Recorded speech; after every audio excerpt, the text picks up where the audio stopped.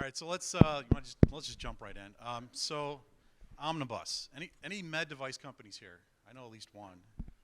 Good. Something that I'm sure all of you have had the luxury to have to go through or deal with. I've been dealing with med device companies for almost 15 years now. I don't think it's anything new. Raise your hand if it's something you've never heard of before. I doubt it. It's something that I'm sure that's top of mind for all organizations, especially on the med device side, on the healthcare side. If you're dealing with the government, it may be a little bit frustrating at times. I've been a CISO on both sides as a customer and a CISO for a federal government contractor.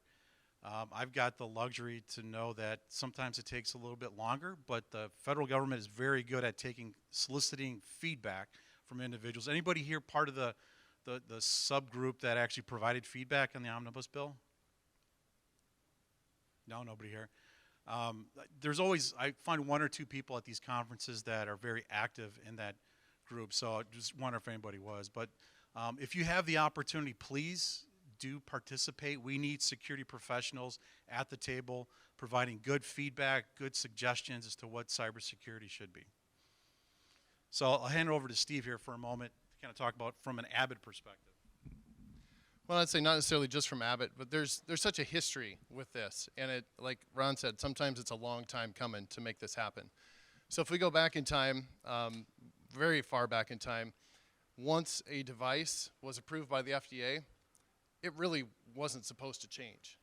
And as we looked at what the evolving threats were in the environment, that started to change. So go back to 2014, that's really when the first pre-market guidance came out from the FDA. So if you're in the medical device manufacturing space, you're probably extremely familiar with this. It was the first requirements that just kind of set the stage. It said, what do we need to do that kind of aligns with the NIST CSF model for identify, protect, detect, respond, and recover.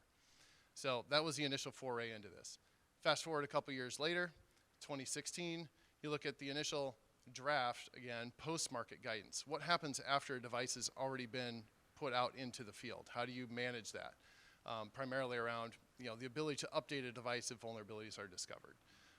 And then fast forward again a couple years, you go to 2018, there's an update to the pre-market guidance that has come out again. Specifically, I think the biggest change there was around the software bill of materials and the transparency that goes around what is being used within those devices. And then last year, really the draft in 2022 came out with the updated guidance again that has now been finalized as of a month ago. So that's where a lot of the updates have happened so far. It's an evolution and things that happen over time, no surprise there. But if you look at even the FDA site now, what they had published before, they specifically say, hey, our views of the world have changed since then. So that is no longer relevant information. Please see the latest that we have come up with. So as of now, as of a couple weeks ago, we now have the updated guidance from them that is final for the first time, that we have final cybersecurity guidance from the FDA. So let me just ask this question related to why. Why do we need the FDA to step in and provide us guidance? Is it something we as visionary security leaders look back and say we've got great security programs across the board? Some of us do. I've had the luxury of working with some really good CISOs and some not so good CISOs. It really kind of stepping back and answering the question, government had to step in and provide this feedback or guidance because organizations weren't taking cybersecurity seriously. A lot of CISOs have programs that are ineffective. They don't know if their technology is operational, if it's working as anticipated. 10 years ago, a lot of organizations were just compliance-driven security programs. To me, that's a race to the bottom. Checkbox, I did this, I'm done. And your organization's secure. I'm sure nobody in this room believes their cybersecurity program. Gosh, I need to get some good gifts or something, or maybe bring some coffee in. I know it's early. I'm trying to get you, I'm not gonna make you stand up and do jumping jacks or anything like that. But yeah, certainly ask questions. Steve and I are very open to making this discussional as opposed to us just kind of spewing out a bunch of facts for you. In the last 3 to 5, I've seen a transition from risk. Risk is still a very key component on what your cybersecurity program needs to look at, but it's more offensive based. So what are the attackers actually doing against us? Going out, doing threat assessments, looking at what your organization, how is it protected? What is an attacker going to do negatively against me or my product? How many, show of hands, hopefully somebody will raise their hand. I'm not gonna call on you, so don't worry about that. Anybody do like risk assessments, threat assessments on your specific, either your hospital entity or your med device? See one next to me, that's good, see a couple. That changes the game a little bit. I know when I got into this a long time ago, I used to sit down with my stakeholders in the various companies I worked for, and we would do a threat assessment on an annual basis. How would an organization cause harm to my product, to my key applications, whatever they were, if they were on the internet? How does the cloud apply to it? All that stuff I think really makes you think differently about who and what can happen. Now, is it perfect? No. Any state employees here? I got this story. I used to sit down with our #1 state entity, and I would talk about how do we want to cause harm with our applications. And unfortunately, I had actually had an individual at the table who was a manager who was a criminal. This person was taking really good notes about how we were doing, what our threat thresholds were, how I can cause fraud. We didn't know it at the time. We actually had to have the FBI tell us. That's how most of these incidents are reported, is that someone tells the FBI or customer tells us that my data has been stolen. So we had a bank in Hudson reach out to the FBI and tell us that somebody tried to deposit an $80,000 check from the. We had no idea. This person was running a scheme over the last 10 years in which it was about $3 to $5 million worth of fraud, specific fraud, knowing how to circumvent the system. So a long time ago, organizations, I think, have really had to kind of progress, and I think offensive security, I think this fits perfectly into it.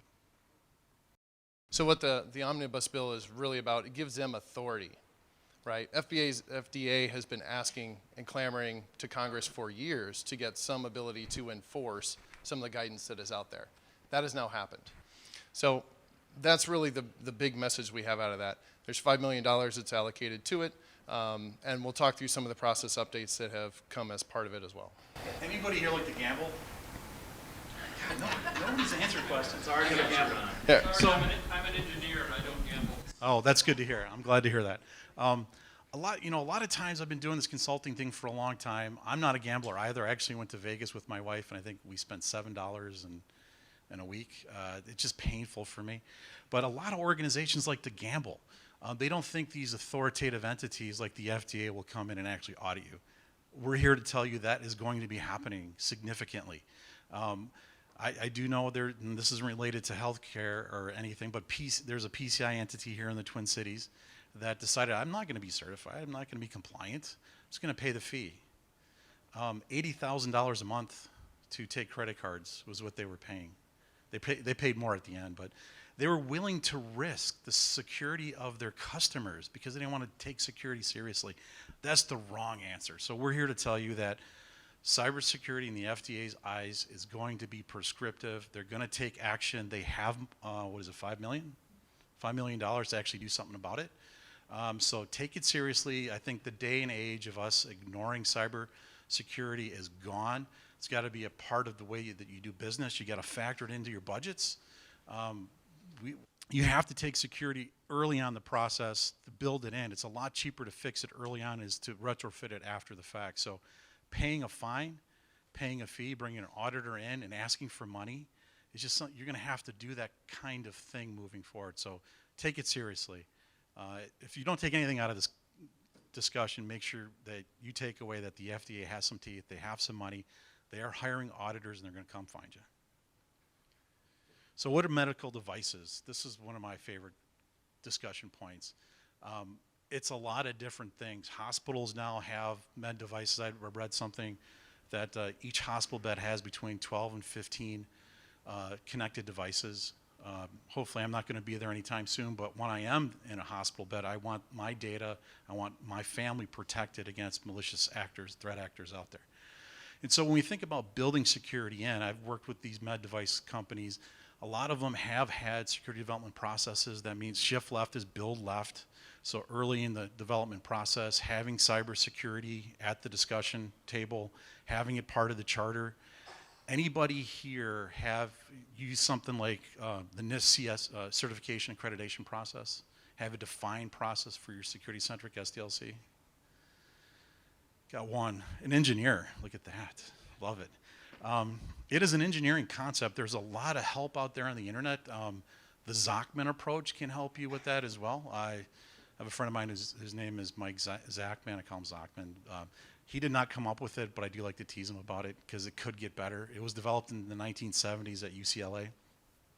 There is a lot of free information out there to help you shift left and build security into what you're doing.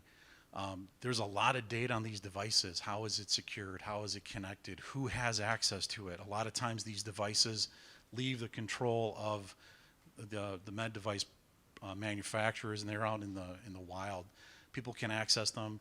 They can, sometimes there's test that information. There's no password sometimes. That's changed. Today, I don't see any of the stuff that we saw 12, 15 years ago with med devices.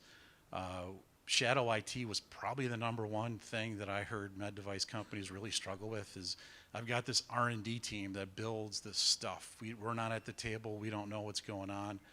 Oh, and by the way, they don't use RT1. They use a different internet connection, so we have no visibility into what they're doing. Those days are gone, I hope. If you do have shadow IT prevalent in your organization, come see me afterwards. I can help you with some strategies, but I think the days where companies aren't building security into their processes at the med device area, it just isn't happening anymore. And the way that we protect them is paramount so that our patients, my information's all protected. And I'll add on, I guess, from a med device perspective and even product security, with some of the organizations I worked with in the past and certainly where I work now, you would argue that the product development processes are more formal and have more steps in them than even your typical enterprise IT development processes. Like, we're learning a lot the other direction. If you sit in IT all day, you think, well, we're the ones that have all the processes, we're the operations folks, and that's not necessarily the case, right? The teams that develop these products that have to go through the FDA submission process, they know that they have to have it documented. It needs to be in a quality system. It needs to be fully vetted, tested, and it needs to be ready to go to market because patient health is at risk.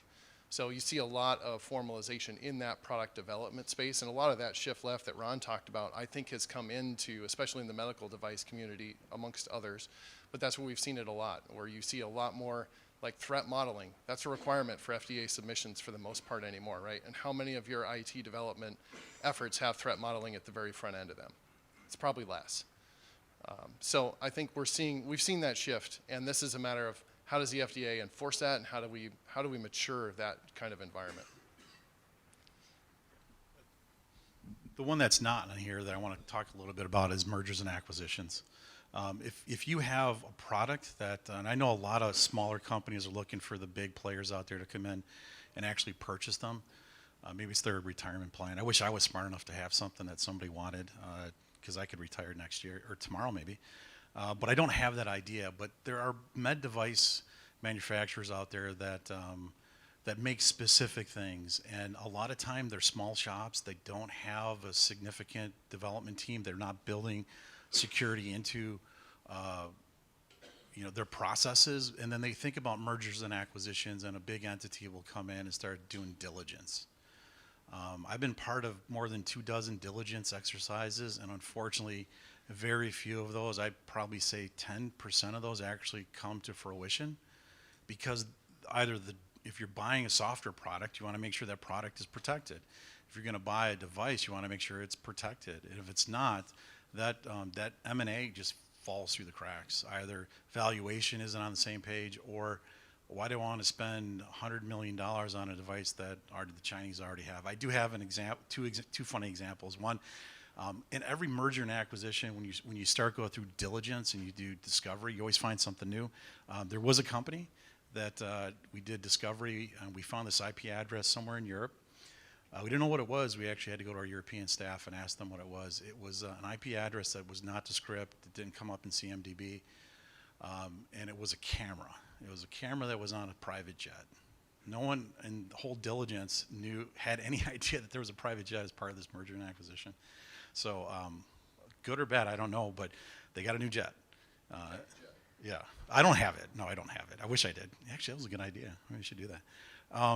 And the other one is that you go through diligence, and an organization would everybody's got a flat network, or most people do. I mean, if you don't have one, if you have a segmented network, I applaud you. You don't have to raise your hand, but you're probably a leader in the industry. Through a merger and acquisition, we did discover, and we found out that China was accessing all this information. There's no firewall in line. The data was already gone. It was actually already in China, and this company pulled out of the merger and acquisition because all the data was gone. Their med device was actually being produced in North Korea. So mergers and acquisition can kind of push you down the path, but don't wait till then. It's a little bit too late. So in this rule, when we talked a little bit about teeth, do not roll the dice. $5 million in funding. They are hiring auditors. They will come see you. I know with some of the privacy rules, you know, if you weren't big enough, and I know with some FSMA and some government contracting work, companies that were the top tier, like the Boeings of the world, had their ducks in a row, and the smaller manufacturing companies really kind of rolled the dice to say, you know, I've got 3 to 5 years to kind of get my act together, get my processes in place. I would say you probably don't have 3 to 5 years. There is a number of auditors out there that are going to be starting to knock on people's doors if they haven't already. And they also do very much look for, in your processes, in your testing process, that your staff is actually qualified. It used to be that, you know, Steve and I were consultants. We would go up against these boutique firms, and there was a reason why they were about half cheaper than like skilled individuals, because it's hard to hire and retain skilled testers or people who understand processes. You have to pay them. The reason why they were getting by is that they weren't certified, didn't have the background, they weren't as expertise.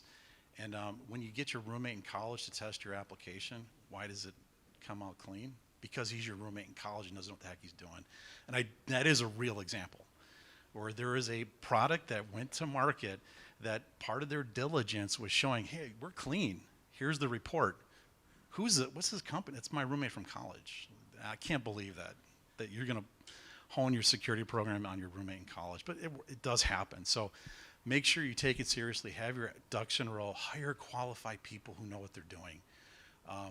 The FDA is going to be asking what their background is. You have to have certifications. Are they ethical hackers? Have they done this before? It is paramount that they are skilled testers in this space. And I think one of the other nuances to the update that has come through as well as the scope of medical device and how you determine what that is. So if you've read through that, it's a little different than it has been before. Specifically that it could be any device that could potentially be connected. If we go back in time a little bit, the definition was really around any device that was intended to be connected. So now if you have a device where, say it has a built-in Bluetooth chip or Wi-Fi chip or whatever that connectivity is, and you're not enabling it, that now falls more so in the scope of the controls that we need to address as part of the threat model and as part of the analysis and even vulnerability management that goes on around it. Whereas before, that was something you could make the argument is that's not the intent of the device. It is not intended to be connected in that manner with the hardware that exists. And now that doesn't necessarily matter as much. So that is a big nuance in scope as we look at the devices that come into this now. One other thing I just want to add to it is, I know when I ran security programs, I would always ask questions: is the device encrypted? It's funny how that answer isn't as clear as you think. Sometimes nothing is 100%. There is always devices that either failed in the encryption process, maybe got held, maybe the quality control process had some issues. We always found really interesting answers to, you know, is the device protected? What data is on it? A lot of organizations have no idea. Ancillary data, maybe old data, is it updated? How was it updated? Residual accounts. I mean, I can't say I was a good pen tester, but I was a pen tester out of college a long time ago. My mind just doesn't think like that. I was more of an engineer, I guess, out of college as a programmer, but I wasn't thinking, how do I take this data and cause harm with it, or how do I break into this thing? When I got out of college, I do remember competitors were our best customers. So everybody was reverse engineering everything. And if you don't think that's happening, it happens every single day. So knowing what's on it, I think, is important. And then how it's encrypted. Is it a form of encryption that has actually been breached, or is it actually sound? Can you defend it? There is also a concept called gross negligence in the legal side of things. in which organizations have to show that they're not negligent in the way that they're protecting your information. Attorneys are getting, any attorneys in the room? I'm glad, that's good. Attorneys are getting very astute to being able to bring these to as causes of action, either in a joinder case, which is a prior class action lawsuit or class action lawsuit. They're getting really skilled, and the look-back period isn't, it used to be like 6 months, now it's like a year. They're looking back to say, is this a control that you had in place relatively soon or recent, or is it something that you've had in place for a while? They're trying to get to that gross negligence, because what happens when you get to gross negligence?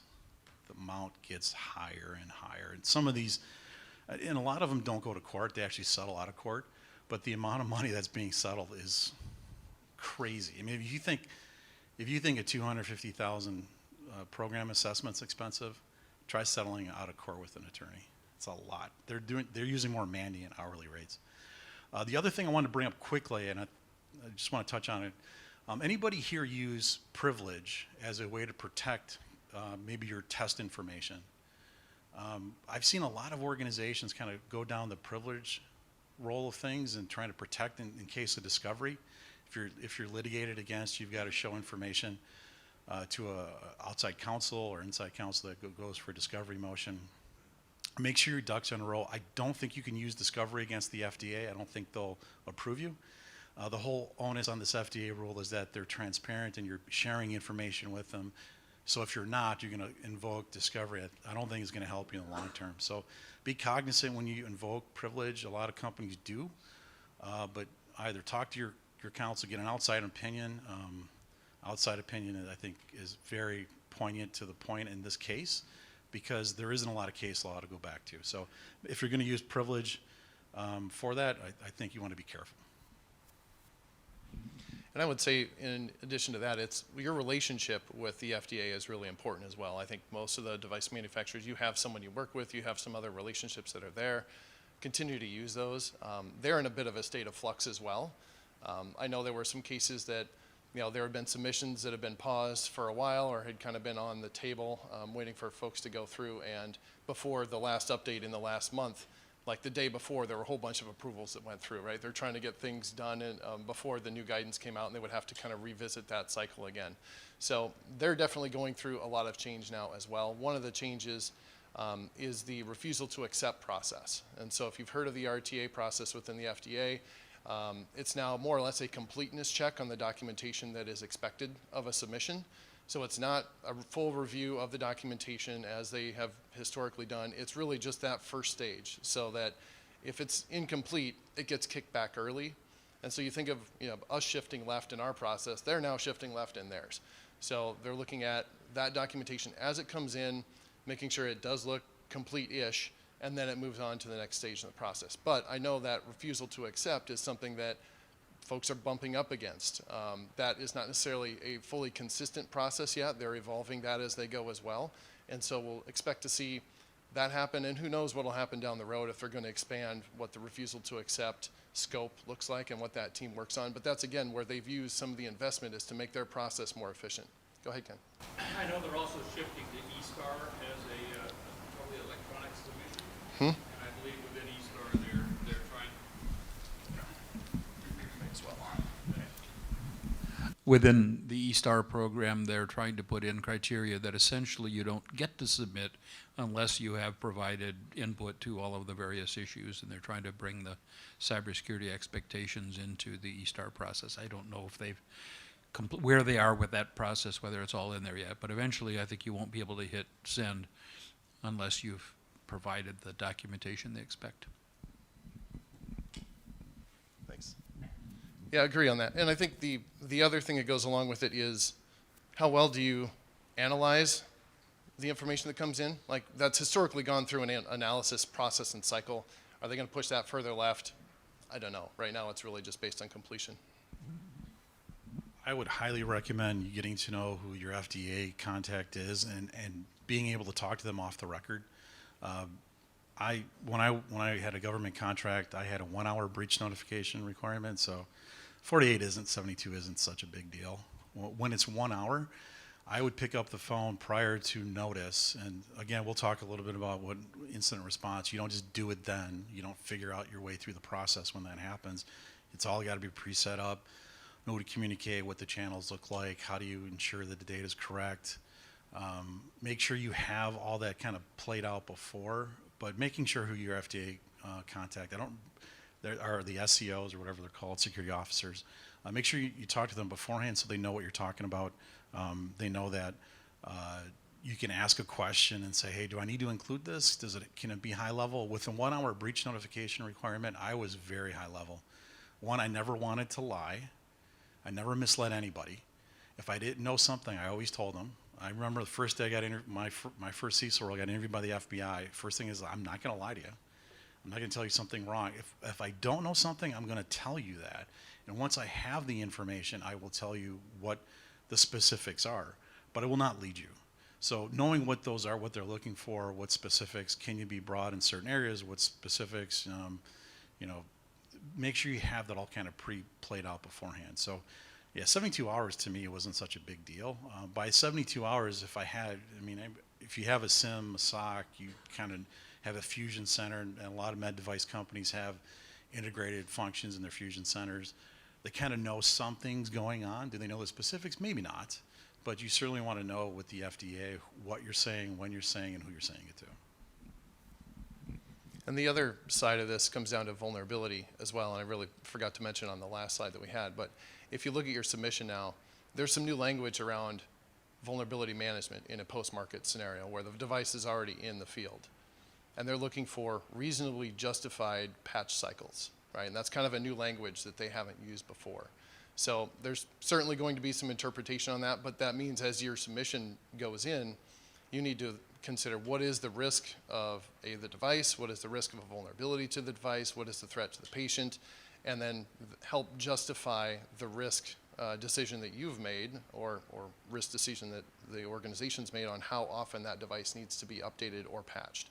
So they're looking for a regular update cycle is really the message that comes there. That isn't necessarily something that's been there before. They've had other guidance that, yes, if there's a critical vulnerability identified, you need to have a process to remediate that and to get that out. That still exists, but now they're looking for more periodic updates from a vulnerability management perspective. So that is definitely something different. One other area I think they're very interested in is on third-party supply chain, what connectivity there is. I know you should have an inventory. You should know what third-party connectivity you have to the device. If you don't, they're not. The feedback I've heard from the FDA is that a lot of companies don't know all the connectivity that they have, all the supply chain connections, especially with physical access. So know what they are. I would highly recommend from your threat assessment, understand what third parties are accessing what.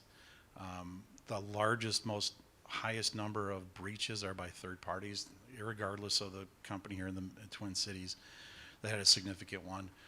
A lot of the ones I've been part of that are not public are all tied to third parties, and knowing what their security programs are, what data they have, how it's protected, all becomes paramount. And I guess with that, we can wrap it up since I'm seeing we need to wrap it up. Thanks a lot, Peter. No, it's all good. So hopefully you guys learned something from this. Understand, hey, the environment it's the same but different. There's definitely some enforcement. The scope continues to be adjusted as things evolve.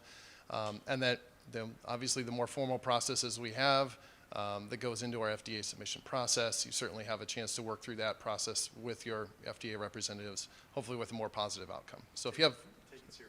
Take it seriously. And if you do have questions, Ron and I are certainly here. We'll be around, I guess, the NetSPI booth. We'll hang out there for a while as well. So if you do have questions, feel free to join us.